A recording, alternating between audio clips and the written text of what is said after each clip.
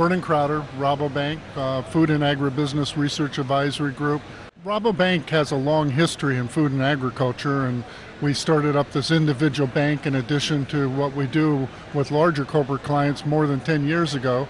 You know, Florida's, they got their challenges. They're a little shorter in their season, but a lot of the berry people are expanding down there. The consumers like blueberries.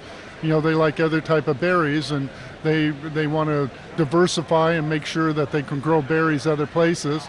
You still have, even though it's tough competition with Mexico, you still have a lot of good local vegetable production there. The real exciting thing is what's happening in orange juice. They've been hit hard by the psyllid issue and the infestation of, the HLB, bacteria. So we know that fresh fruit is very important to some of the big players, some of the big juice makers, and they're coming in and working partnerships with many of the successful growers at trying to find new trees that are resistant, new cultural practices that will help that state be competitive in the future again in orange juice.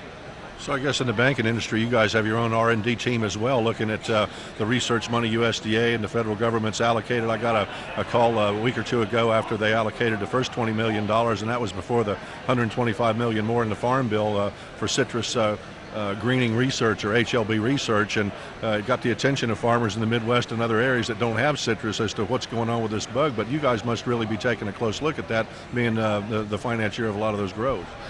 We all in the bank look at those things. A good banker always has to do their good due diligence, but a big part of our job in the Food and Agribusiness Research Group is not only doing reports that we can share with our customers and provide them value, but we do internal research as well to make sure that we're fully aware of both opportunities and potential risk as well.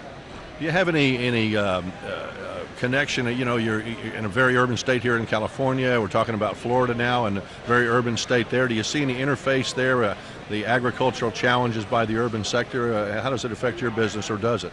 Well, it affects it because, for example, I mentioned to you berries. Many of the people expanding in berry production down there and helping and working with local growers are the same marketers, the same processors that are doing very well here in California as well. So, so those people are our customers in both places. You see this local movement or buy local movement, know your farmer movement from the consumer angle. Do you see that being an important factor in your world in the future? Gary, the customer is always the boss, both for banking and for farmers.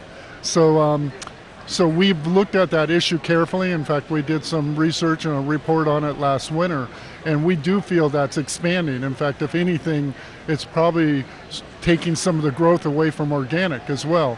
The consumers do like the idea of something coming local. They identify it with quality and freshness.